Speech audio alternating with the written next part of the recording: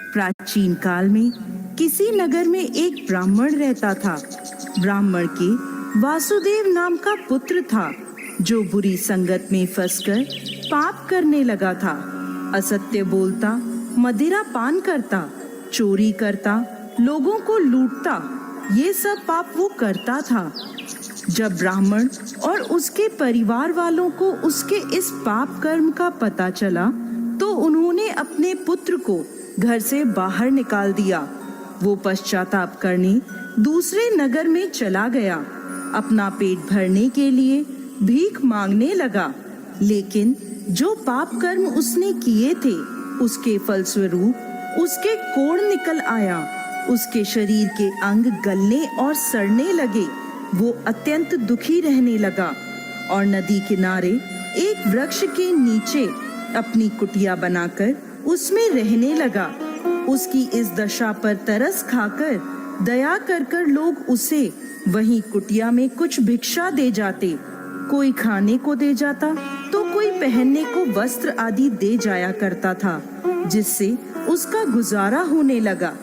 वो हर रोज नदी से जल भरकर लाता और कुटिया के पास मिट्टी में दबी एक शिला पर रख देता।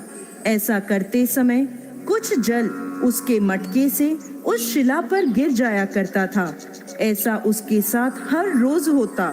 एक बार जब वो नदी से जल भरकर लाया और शिला पर रखा, तभी उसके प्राण निकल गए।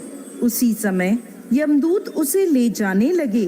तभी आकाश से एक सुंदर विमान उतरा और उसमें से शिव दूत आए और यमदूतों से बोले, आप लोग इसे नहीं ले जा सकते।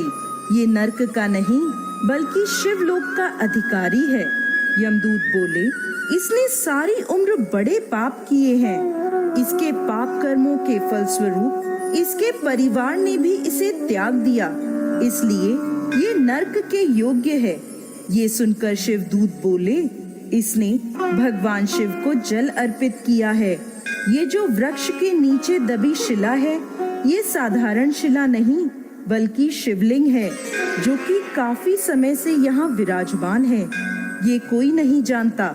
इस ब्राह्मण ने अनजाने में ही सही पूरे महीने महादेव को जल चढ़ाया है, इसलिए ये यमलोक का नहीं बल्कि शिवलोक का अधिकारी बन गया है।